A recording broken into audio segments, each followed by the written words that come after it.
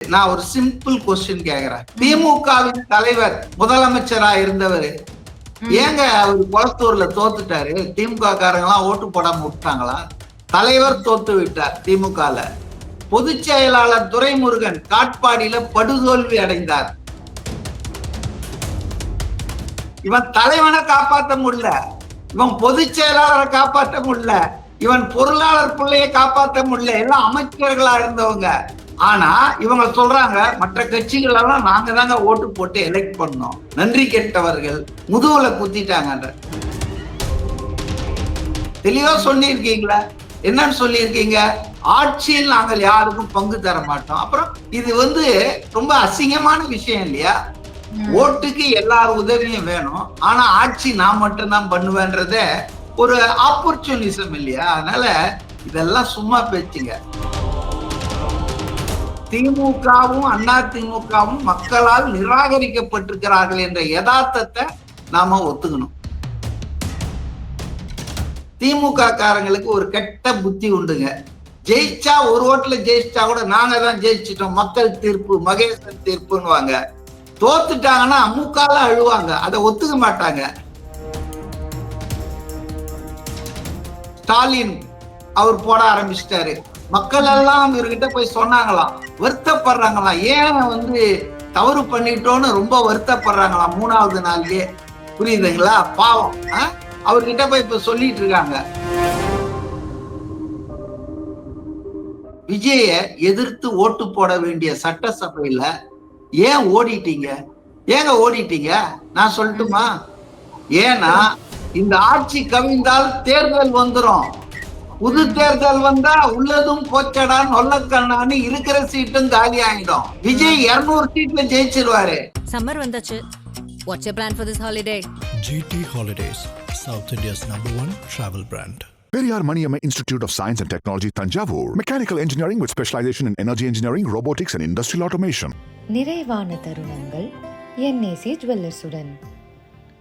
City Fox நேயர்களுக்கு வணக்கம். This is Vijay ஸ்ருதி. இன்னைக்கு என் கூட அரசியல் விமர்சகர் திரு மதிவண்ணன் அவர்கள் தான் இணைஞ்சிருக்காங்க. அரசியல் களம் குறித்து நிறைய விஷயங்களை அவர்கிட்ட கேட்டு தெரிஞ்சுக்கலாம். ஹாய் சார், வணக்கம். வணக்கம்மா சார், இப்போ சட்டசபையில விஜய் அவர்கள் மெஜாரிட்டி சீட்ஸ் எடுத்து வின் பண்ணியிருக்காரு. ஸோ இதுக்கான மெயின் காரணம் என்னன்னு பார்த்தீங்கன்னா அதிமுக 2ஆ பிரிஞ்சது தான். ஸோ இதை நம்ம எப்படி பார்க்கறது? தாவேக்காக்கு இது ப்ளஸ் பாயிண்டா பார்க்கலாமா, இல்லை அதிமுக எந்நேரமும் கடைசி நிமிஷத்துல விலகுவாங்க அப்படிங்கிற ஒரு நெகட்டிவ் பாயிண்டோட பார்க்கறதா? எப்படி சார் பார்க்கலாம் அதை? ஒரு சின்ன திருத்தம். அதிமுக அமமுக இதுங்க 26 பேர் இல்லாத போனாலும் விஜய்க்கு பெரும்பான்மை இருக்குதுங்க. இது கூடுதல் பஃபர் மாதிரி. இது இன்னும் அடிஷன் தான். அதனால நீங்க தவறா சொல்லிட்டீங்க. அதிமுக ஆதரவு மெஜாரிட்டி அப்படிலாம் இல்லைங்க. அது ஒரு ஆடட் ஸ்ட்ரென்த் தான். அதுக்கு முன்னாலேயே அவருக்கு 120 உறுப்பினர்கள் ஆதரவு இருந்தது. 2வது நீங்க என்ன புரிஞ்சுக்கணும்னா, கவர்னர் பண்ண தப்ப நம்ம பண்ணக்கூடாது. 118 234 மெம்பர் இருக்காங்கன்னா 118 இருக்கணும்னு கவர்னர் கேட்டது ரொம்ப தப்புங்க. சட்டசபையில இந்த விவாதமோ அல்லது தீர்மானமோ, நம்பிக்கை கோரும் தீர்மானமோ நிறைவேற்றப்படும் போது அவையில் எத்தனை பேர் இருக்கிறார்களோ அதில் பெரும்பான்மையோட வாக்களித்தால் போதும். இப்போ உதாரணத்துக்கு நான் சொல்றேன், திமுக எல்லாம் பேசிட்டாங்க, ஆனா தேர்தல் மறு தேர்தல் ஏதாவது வந்துடக்கூடாது, திரும்ப ஏதாவது ரீஎலெக்ஷன் வந்தா இப்ப இருக்கிறதும் குறைஞ்சிரும் பாதியான்றதால பயந்துட்டு ஓடிட்டாங்க, வாக் அவுட் பண்ணிட்டு ஓடிட்டாங்க.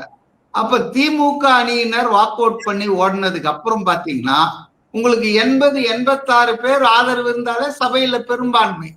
ஏன்னா சபையில் இருப்பவர்களில் பெரும்பான்மை, majority of members attending the session voting for the resolution. அதனால ஏதோ அதிமுக வந்ததை நாம தப்புன்னு சொல்ல, அவங்க செஞ்சது கரெக்ட் தான். ஆட்சி யாருக்கும் பெரும்பான்மை இல்லைனாலும் மக்களுடைய மனம் விஜய் ஆட்சி அமைக்க வேண்டும் என்பதற்காகத்தான் இருக்கு. மக்கள் தீர்ப்பை நம்ம அப்படிதான் எடுத்துக்கணும். அதாவது அவங்களுக்கு இருப்பு தனியாக அவர்கள் போட்டி போட்டிருக்காங்க. புத்தம் புதிய கட்சி 2.5 வருஷம் தான் ஆயிருக்கு. அப்படி இருந்து அவங்க 108 தொகுதியில ஜெயிச்சிருக்காங்க. இப்ப மற்ற அணிகள்லாம் பாத்தீங்கன்னா இந்த பக்கம் 22 கூட்டணி, இந்த பக்கம் ஒரு 8-9 பேர் கூட்டணி, இவங்க எல்லாம் சேர்ந்தும் கிட்ட நெருங்க முடியல. புரியுதுங்களா? அதனால மக்கள் தீர்ப்பு தாவேகா ஆட்சிக்கு வரணும். இந்த 2 கட்சிகள் தொடர்ந்து 67 ஆண்டுகிட்டு இருக்காங்க, போதும் முடிவுக்கு கொண்டு வந்துட்டாங்க. அந்த இருதுருவ பாலிடிக்ஸ் இருக்கு இல்லையா, அதாவது திமுக இல்லைன்னா அதிமுக, அதிமுக இல்லைன்னா திமுக, அந்த 2 துருவ அரசியலை தமிழ்நாட்டு வாக்காளர்கள் எஃபெக்டிவா அதை முறியடிச்சிட்டாங்க. அப்ப அத புரிஞ்சுக்கிட்டு சில கட்சிகள் மக்கள் தீர்ப்பு இப்படி இருக்கு, இப்ப வேற வழி இல்ல, வேற யாருக்கும் ஆல்டர்னேட்டிவ் கவர்மெண்ட் ஃபார்ம் பண்றதுக்கு மேண்டேட் இல்ல. ஒரு 12 தொகுதிகள்ல தாவேகா வேட்பாளர்கள் ரொம்ப சொற்பமான வாக்குகள்ல தான் தோத்துருக்காங்க. 500 ஓட்டு 400 ஓட்டுன்னு. அதெல்லாம் அவங்க இன்னும் கொஞ்சம் முயற்சி பண்ணியிருந்தாங்கன்னா தனியாவே அவங்களுக்கு 120 கிடைச்சிருக்கோங்க. ஓகே, இருந்தாலும் கூட இன்றைக்கு ஒரு ஸ்டேபிளான ஆட்சி அவர்களுக்கு இந்த அதிமுகவுல பிரிந்து வந்திருக்க 25 பேர் இல்லாதையே இருக்கு. விடுதலை சிறுத்தைகள், கம்யூனிஸ்டுகள், முஸ்லீம் லீக், காங்கிரஸ், இவங்க உறுதியானவர்கள். அவங்க பிளாக்மெயில் பண்ணிட்டு போவாங்க, இல்ல இது செய்யலன்னா நாங்க வெளியேறிடும் அப்படிலாம் பொறுப்பு இல்லாமல். ஏன்னா அவங்க இவருக்கு ஆதரவு கொடுக்கும் போதே என்ன சொல்றாங்க, இன்னைக்கு இருக்கிற இந்த மக்கள் தீர்ப்பு பிராக்சர்டு மேண்டேட் என்ன ஆகும்னா, விஜய் ஆட்சி அமைக்கலன்னா பாஜக இதுல இன்டைரக்டா உள்ள வந்துடும். த்ரூ கவர்னர்ஸ் ரூல், ஆளுநர் ஆட்சி, ஜனாதிபதி ஆட்சின்ட்டு அமித்ஷா ஆட்சி தான் நடக்கும். ஸோ அதை நாங்க அவாய்ட் பண்ண விரும்புறோம். ஆகவே நாங்க அவருக்கு ஆதரவு கொடுக்கும்போது அப்ப இன்னைக்கு வேற யாரும் சேர்ந்தெல்லாம் ஆட்சி அமைக்க முடியாதுங்க. They tried their best. இன்னைக்கு எல்லா செய்திகள்லயும் வந்துட்டு இருக்கு இல்லையா, அதாவது ஆர்ச் ரைவல்ஸ், தீய சக்தி திமுகன்னு சொல்லிட்டு அதிமுக கட்சியை உருவாக்கின புரட்சி தலைவர் எம்ஜிஆர் அவர்கள் சொன்ன கட்சியோடு பதவி ஆசைக்காக, பதவி மோகத்துக்காக, மக்கள் தீர்ப்புக்கு மாறாக எடப்பாடி பழனிசாமி கூட்டு சேர விரும்பினார். பாண்டிச்சேரியில அவருடைய எம்எல்ஏக்கள்லாம் ஒரு ஹோட்டல்ல தங்க வச்சிருந்தப்ப இவர் தனியா போய் அவங்க கிட்ட 47 பேர்கிட்ட கையெழுத்து வாங்கினார். எதுக்கு தெரியுங்களா? நான் தான் முதலமைச்சர் ஆக போறேன், திமுக அமித்ஷா சொன்னபடி என்னை ஆதரிக்க முடிவுக்கு வந்துட்டாங்க, நீங்க எல்லாம் மந்திரிங்க ஆக போறீங்க, கவர்னர் கிட்ட கொடுக்கறதுக்கு கையெழுத்து போடுங்கன்னு சொல்லி 47 பேர்கிட்ட கையெழுத்து வாங்கிட்டு வந்தாரு. அவர் வாங்கிட்டு வந்தவரு அந்த கடிதத்தை சபாநாயகர் கிட்ட கொடுத்து என்ன சொல்றாருன்னா, இவர்கள் அனைவரும் இந்த நான் நியமித்த தலைவர் கொறடாவுக்காக கையெழுத்து போட்டு கொடுத்துருக்காங்க பாருங்கன்றார். எதுக்கு வாங்கன்னு கூட்டமா நடக்கல, சட்டமன்ற குழுவின் கூட்டம், எம்எல்ஏக்கள் கூட்டம் நடக்கவே இல்லை. ரைட், அது வேற சப்ஜெக்ட்.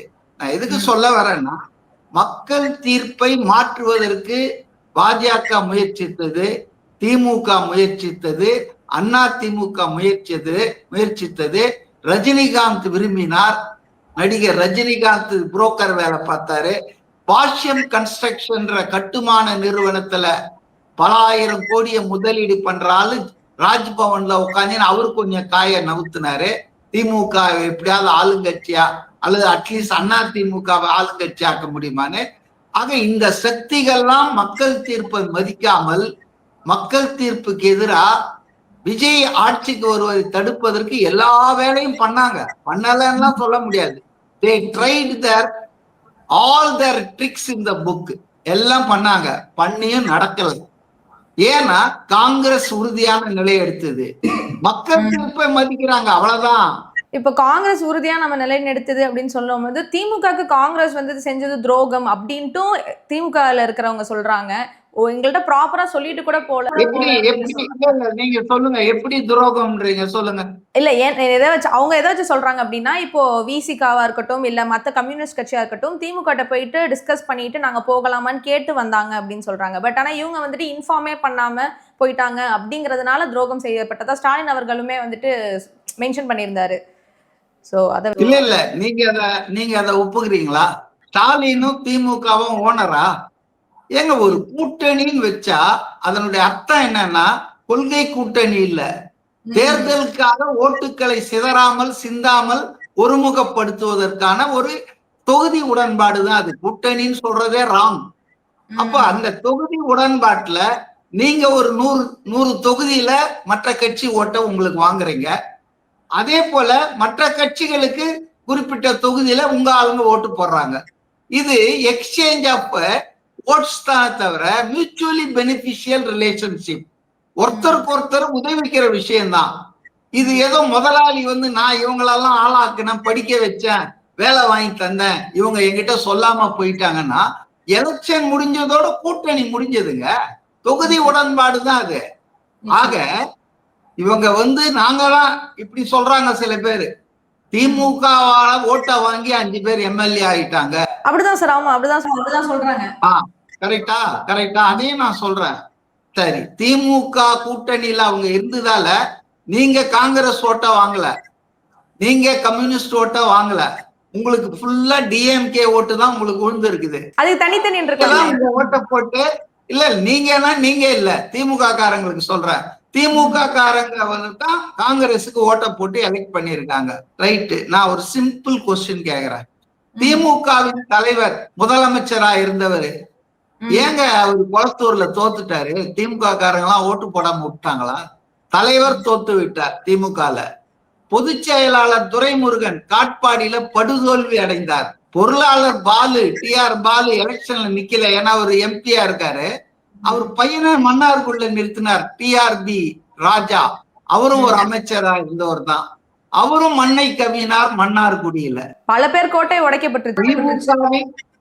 திமுகவின் தலைவர், பொதுச் செயலாளர், பொருளாளர் பையன் 3 பேரையுமே காப்பாற்ற முடியாத திமுக வாக்குகள் என்ன சொல்றாங்கன்னா, காங்கிரஸ்காரங்கள நாங்க தான் வந்து எலெக்ட் பண்றாங்க. கூரை ஏறி கோழிக்கு பிடிக்க முடியாதவன் கோபுரத்தை, அதாவது வானத்தை கீறி வைகுண்டத்தை காட்டுறேன்னு சொல்றானாம். இவனால கூரை ஏறி கோழி, இவன் தலைவனை காப்பாற்ற முடியல, இவன் பொதுச் செயலாளரை காப்பாற்ற முடியல, இவன் பொருளாளர் பிள்ளைய காப்பாற்ற முடியல, எல்லாம் அமைச்சர்களா இருந்தவங்க. ஆனா இவங்க சொல்றாங்க மற்ற கட்சிகள் எல்லாம் நாங்க தாங்க ஓட்டு போட்டு எலெக்ட் பண்ணோம், நன்றி கெட்டவர்கள், முதுகுல குத்திட்டாங்கன்ற. தேர்தல் உடன்பாடு என்பது தேர்தலோட முடிஞ்சு போச்சு. அதுக்கப்புறம் நீங்க வந்து பதவியை அனுபவிப்பீங்க, கூட்டணிக்காரங்களை எல்லாம் ஆட்சியில சேர்த்துக்கிட்டீங்களா? தெளிவா சொல்லியிருக்கீங்களா? என்னன்னு சொல்லியிருக்கீங்க? ஆட்சியில் நாங்கள் யாருக்கும் பங்கு தர மாட்டோம். அப்புறம் நீங்க கூட்டா வந்து கூட்டாஞ்சோறு வைப்பீங்க, ஆனா எடுத்துன்னு போய் டைனிங் டேபிள்ல வச்சுட்டு நான் மட்டும்தான் சாப்பிடுவேன்னா இது வந்து ரொம்ப அசிங்கமான விஷயம் இல்லையா? ஓட்டுக்கு எல்லாரும் உதவியும் வேணும், ஆனா ஆட்சி நான் மட்டும்தான் பண்ணுவேன்றத ஒரு ஆப்பர்ச்சுனிசம் இல்லையா? அதனால இதெல்லாம் சும்மா பேச்சுங்க. திமுகவும் அதிமுகவும் மக்களால் நிராகரிக்கப்பட்டிருக்கிறார்கள் என்ற யதார்த்தத்தை நாம ஒத்துக்கணும். நிச்சயமா. மேபி எலெக்ஷனுக்கு முன்னாடியே கூட்டணி கட்சிகளுக்கு ஆட்சியில பங்கு இல்லைங்கிற ஒரு அதிருப்தி அவங்களுக்கு இருந்திருக்கு. அதே போல பெரும்பான்மை தாவேக்காக்கு வந்தோடனே நிறைய பேர் அங்க போயிருக்காங்க, விருப்பப்பட்டு போயிருக்காங்க அப்படின்னு எடுத்துக்கலாம். Okay sir. இப்ப இன்னொரு பக்கம் என்னன்னா, உதயநிதி ஸ்டாலின் அவர்கள் என்ன சொல்லியிருக்காருன்னு பாத்தீங்கன்னா, எங்களோட தயவுல தான் நீங்க வந்துட்டு ஆட்சியை பிடிச்சிருக்கீங்க, அதை மறந்துடாதீங்க, நாங்க எங்களுடைய கூட்டணி கட்சிகள் தான் உங்களுக்கு ஆதரவு கொடுத்துருக்காங்க. நான் ஏன் வந்துட்டு இப்ப விஜய் அவர்கள் கயிறு மேல நடக்கிற மாதிரியான ஒரு சிச்சுவேஷன் இருக்குன்னா, எப்ப வேணாலும் இந்த திமுகல இருக்கிறவங்க எல்லாருமே கூட வெளியே வர வாய்ப்பு இருக்குல்ல. ஏன்னா அவங்க எல்லாரும் என்ன சொல்லியிருக்காங்கன்னா, நாங்க திமுகவோட கூட்டணியில தான் இருக்கோம், பட் ஆதரவு மட்டும் உங்களுக்கு வெளியில இருந்து தரோம் அப்படின்னு தான் சொல்லியிருக்காங்க. சோ அதனால அந்த கேள்வியை நான் முன் வச்சேன். அதாவது உதயநிதி பாவம் குழந்தைங்க அவரு, அதாவது 2-3 விஷயம் சொன்னார் அவரு. அந்த 2 விஷயத்த சொல்லிடுறான். அவருக்கு அரசியல்ல எவ்வளவு புரிதல் இல்ல, அவரு ஏன் தான் எதிர்கட்சி தலைவர். குடும்ப அரசியலுங்க, அப்பா இல்லைன்னா புள்ளதான், புள்ள இல்லைன்னா பேரன்தான். இது வந்து நம்ம ஒன்னும் சொல்ல முடியாது. அந்த கட்சிக்காரர்கள் கவலைப்படணும், அந்த கட்சிக்காரர்கள் இதை பற்றி யோசிக்கணும். தோத்த பிறகும் படுதோல்வி அடைந்த பிறகும் இன்னும் அந்த குடும்ப அரசியல், குடும்ப பாலிடிக்ஸ்ல போறாங்க. அது அவங்க விருப்பம். ரைட்.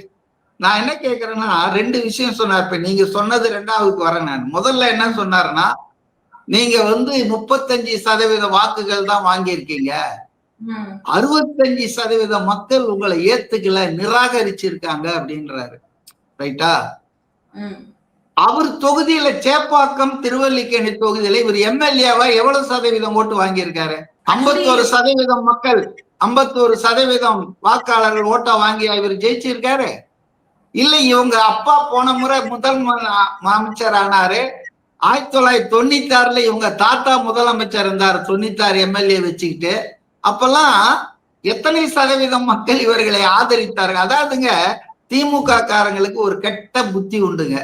ஜெயிச்சா ஒரு ஓட்டுல ஜெயிச்சா கூட நாங்க தான் ஜெயிச்சிட்டோம், மக்கள் தீர்ப்பு, மகேசன் தீர்ப்புன்னு. தோத்துட்டாங்கன்னா அமுக்கால அழுவாங்க, அதை ஒத்துக்க மாட்டாங்க.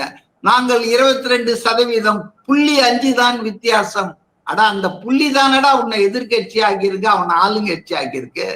சோ அதனால அவருக்கு புரியல. ரைட். இன்னொன்னு நான் சொல்றேன், நீங்க கேட்ட கேள்விக்கு பதில். அதாவது இந்த ஆட்சிக்கு 65% மக்கள் நிராகரிச்சுட்டாங்க இல்லையா விஜய முதல்வரா. பெரும்பான்மை மக்கள் அவரை ஏத்துக்கல. அதானே அவர் சொல்றது.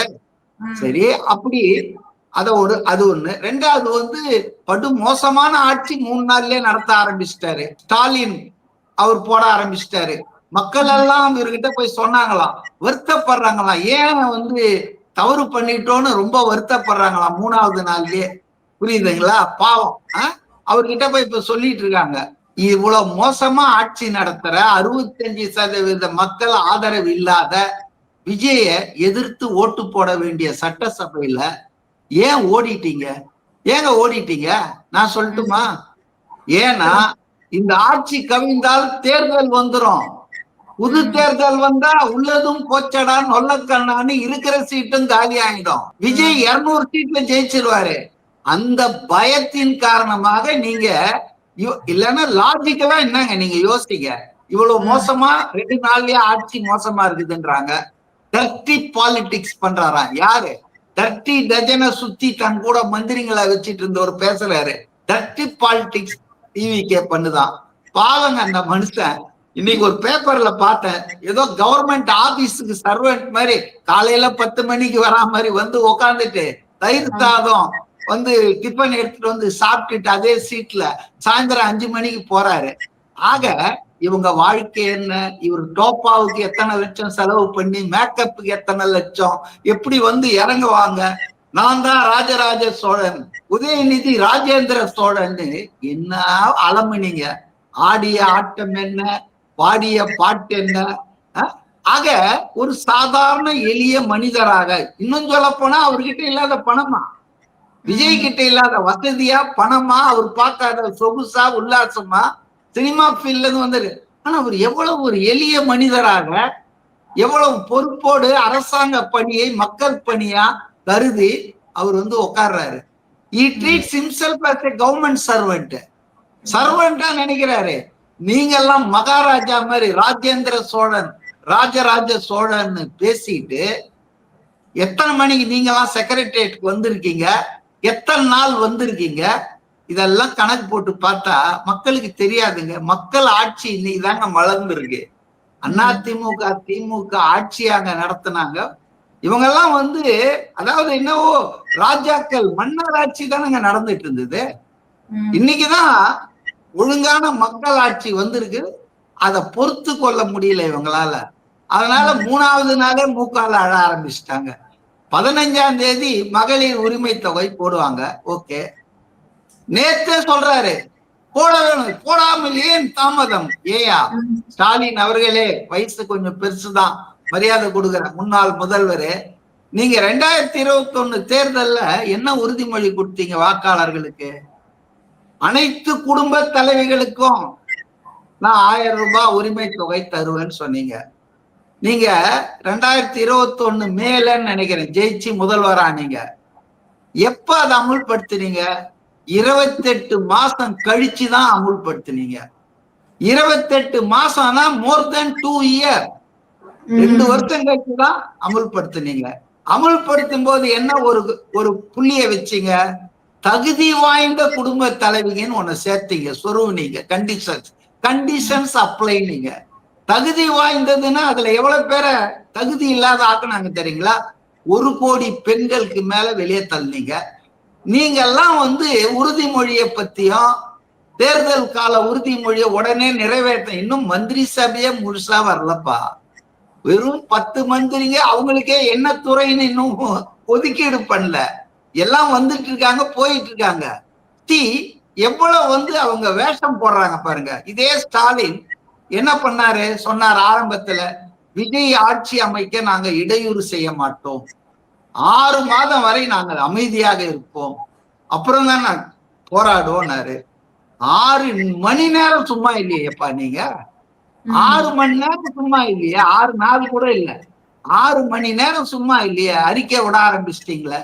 ஆனா நீங்க ஆட்சி பண்ண போது 5 வருஷம் முடிஞ்சு கூட நிறைவேற்றாத உறுதிமொழிகள் 100 நான் சொல்றேன். ஒண்ணு அரசு ஊழியர்களுக்கான ஓல்டு பென்ஷன் ஸ்கீம் கொடுத்துட்டீங்களா நீங்க?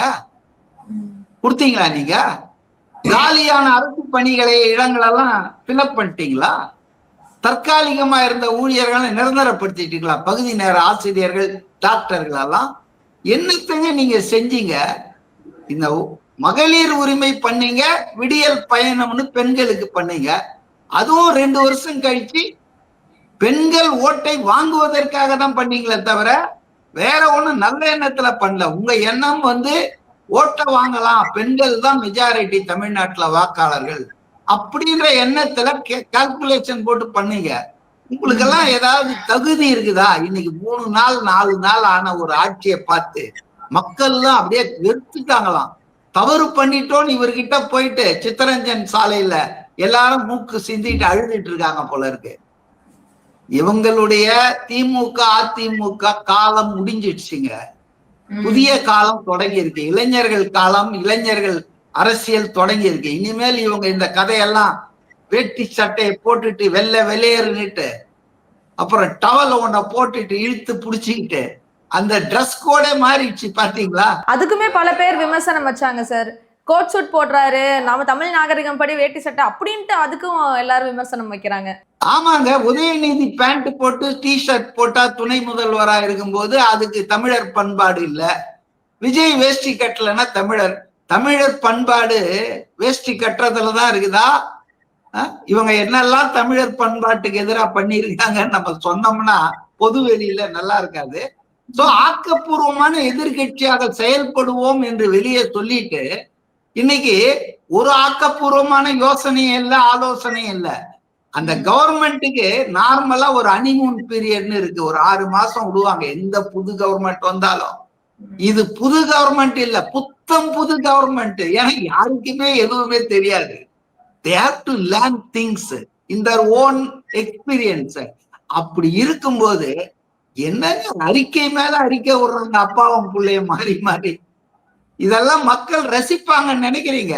அதுவும் என்ன பண்ணாங்க, ஆட்சி வராம இருக்கிறதுக்கு எவ்வளவு ஒண்ணு முடியும் அவ்வளவும் பண்ணிட்டு நாங்க எந்த இடையூறும் பண்ண மாட்டோம்னு வேற இங்க டிராமா போட்டாங்க. கடைசியில எல்லாம் இப்ப அம்பலமாயி கத்திரிக்காய் முத்துனா கடத்தெருவுக்கு வந்துடுச்சு இல்ல. எல்லாரும் காரி துப்புறான். என்ன அவனுக்கு 2 பேரும் கள்ள கூட்டணின்னு விஜய் சொன்னது கரெக்ட் தான் போல இருக்கு. அதனால வந்துங்க ஆட்சி வந்திருக்கு, அவங்களுக்கு ஒரு வாய்ப்பு கொடுத்துருக்காங்க மக்கள். நம்ம பொறுமையா அவங்களுக்கு ஒரு அவகாசம் கொடுக்கணும். அவர் தான் சொல்லிட்டாரு, பதவி ஏற்கும் போதே ஞாயிற்றுக்கிழமையே சொல்லிட்டாரு நேரு ஸ்டேடியத்துல, எனக்கு கொஞ்சம் அவகாசம் கொடுங்க. கஜானாவை தொடச்சி வாரி எடுத்துட்டு போயிருக்காங்க. ஒயிட் பேப்பர் நான் உங்களுக்கு கொடுக்குறேன், எப்படி இந்த நாட்டின் நிதி நிலைமை இருக்கு, மாநிலத்தின் நிதி நிலைமை. உடனே ஒயிட் பேப்பர்லாம் ஏங்க கொடுக்குறதுன்னா, ஏன் பழனிவேல் தியாகராஜன் நிதி அமைச்சரா வந்தவொன்னும் 2021 கொடுக்கும்போது நல்லா இருந்ததா? எடப்பாடி அரசை வந்து நீங்க வந்து கேவலப்படுத்தி பேசும்போது அப்ப நல்லா இருந்ததா? ஒரு புதிய அரசு டிரான்ஸ்பரன்சி இன் கவர்மெண்ட்ஸ நடத்தணும்னு பண்றாங்க. அதுல என்ன தப்பு? ஏன் உங்க தாத்தா ஜெயலலிதா ஆட்சி தோற்கடிக்கப்பட்டு வந்த உடனே கஜானா காலின்னு கதர்னார, நேரா கஜானாக்கு தான் போய் பார்த்தாரு போல இருக்குது. அப்படி சொல்லாம நம்ம வேற எங்க கோட்டைக்கெல்லாம் போல போறது கருணாநிதி. அப்போ ஆட்சி கிடைச்ச ஒன்னும் நேரா எங்க போயிருக்காரு, கஜானாவை திறந்து பார்த்திருக்காரு. கஜானா காலின்னு கதர்னாரு. அப்பெல்லாம் அது வந்து தப்பா படல.